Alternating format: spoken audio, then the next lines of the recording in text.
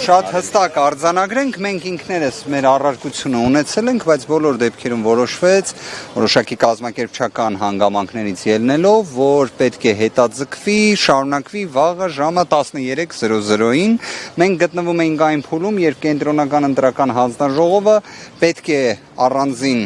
խորհրդակցությունների արդյունքում արդեն որոշում կայացներ քրեական հետապնդում հարուցելու համաձայնություն տալ, չտալու շուրջ։ Շատ կարճ եկեք ձևակերպենք, մենք նաև ուղիղ պահանջեցինք, որ դռնբացության կարգով քննվի միջնորդությունը,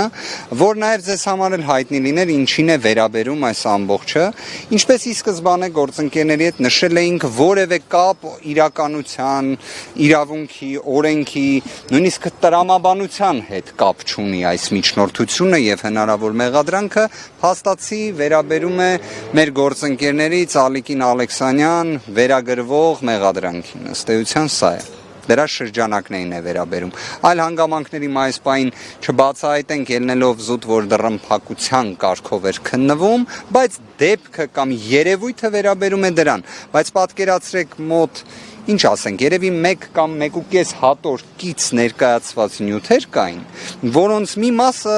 անընթեռնելի փաստաթղթեր, մի մասը ընդհանրապես իրականության հետ կապ չունեցող, որը հենց այլ մի քանի էջերով հաստատվում էր։ Պարոն Ֆերոյանը նիստի ընթացքում շատ հստակ այդ պարզ վարժությունը կատարեց եւ դա ապացուցեց։ Բայց նաեւ այստեղ եթե նայում ենք սահմանադրաիրավական տեսանկյունից, մենք գործ ունենք մի իրավիճակի հետ, որ բոլորը այլևս ընդունում են, որ Նարեկ Կարապետյանը падգամավոր է, բայց դատախազության միջնորդությունը ներկայացված է եղել հուլիսի 13-ին։ Գործընկերներից մեկը կարծես ներկայացրեց հնարավոր սահմանադրական դատարանի մեկ այլ որոշման հետ կապված մեկնաբանման հարցը, որ այսօրվանից Նարեկ Կարապետյանը падգամավոր է, բայց դեռևս լիազորությունները չստանձնած, հուլիսի 13-ին է ներկայացվել այս միջնորդությունը։ Երբ Նարեկ Կարապետյանը դեռևս ուներ հնարավորություն նույնիսկ ինքնաբացարկ հայտնելու, հրաժարական ներկայացնելու եւ այլն։ Այսինքն 13-ին հուլիսի չէին կարող իմանալ իրենք, թե ինչ է լինելու հուլիսի 21-ին։ Ինչ որ իմաստով ստացվում է կենտրոնական ընտրական հանձնաժողովը այսօր իրենց ներկայացրած մեկնաբանությունը հարմարեցնելու նպատակով դատախազության հուլիսի 13-ին ներկայացրած միջնորդությանը, դրա համար այսօր է այս նիստը տեղի ունենում։ Որ պատկերացնեք, այսինքն այստեղ կարծես ոչ թե մենք գործ ունենք անկախ սահմանադրական մարմնի հետ, այլ կարծես թե փոխ լրացնելու որոշակի առաքելություն ստանձնած մարմնի հետ։